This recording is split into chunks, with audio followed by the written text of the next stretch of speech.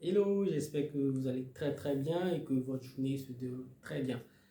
Je suis une fois de plus heureux de prendre la parole afin d'échanger avec vous, afin de communier avec vous sur l'actualité fiscale en Côte d'Ivoire. Aujourd'hui, il sera question de l'étude d'une nature d'impôt ou d'une taxe. En un mot, comment apprendre, comment analyser une nature d'impôt ou une taxe. Il s'agira en effet de vous expliquer le processus ou la procédure, du moins la méthode adéquate ou la méthode qu'il faut appliquer pour connaître l'essentiel d'une nature d'impôt ou d'une taxe. Sans tarder, nous continuons, nous commençons, je vous l'ai dit. Mais avant de débuter, je vous demanderai de lâcher un pouce. N'oubliez surtout pas de liker et surtout de partager parce que ce n'est que par le partage qu'on se nourrit. Sans attendre, nous débutons. Pour tout étudiant, je dirais en faculté de droit et de surcroît, un étudiant ou un auditeur régulièrement inscrit pour un 2S fiscalité d'entreprise ou un master 2 en fiscalité d'entreprise, ou pour tout praticien de la matière, l'étude ou la compréhension d'une nature d'impôt ou d'une taxe se déroule de cette manière méthodique. La première des choses, vous verrez, et pour ceux qui ont l'habitude de pratiquer le Code général des impôts, vous verrez que on commence toujours par les personnes et les activités imposables. C'est la première des choses lorsque vous commencez l'étude ou l'analyse d'un impôt. C'est ce qu'il faut retenir. Et par personnes et activités imposables, il faut entendre personne physique ou personne morale. Activité imposable, il faut entendre activité de prestation de services ou de livraison de biens. Ici, la loi plante déjà le décor.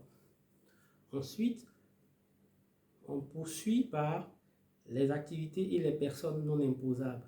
C'est ma manière, je dirais, un peu sympathique d'appeler cette deuxième partie-là. Il s'agira, vous l'aurez constaté, des exonérations et des exemptions.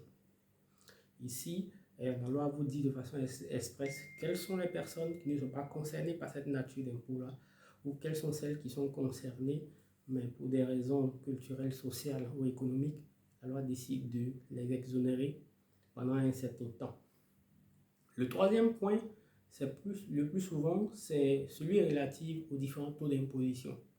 Pour rappel, l'étude d'une nature d'impôt, dans l'étude d'une nature d'impôt, on parle obligatoirement du taux d'imposition.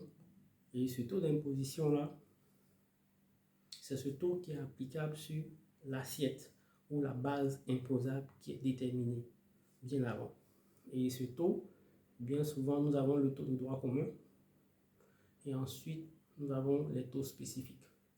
Après les taux, et cela est fonction de la nature d'impôt ou de la taxe que nous étudions, nous avons souvent des options.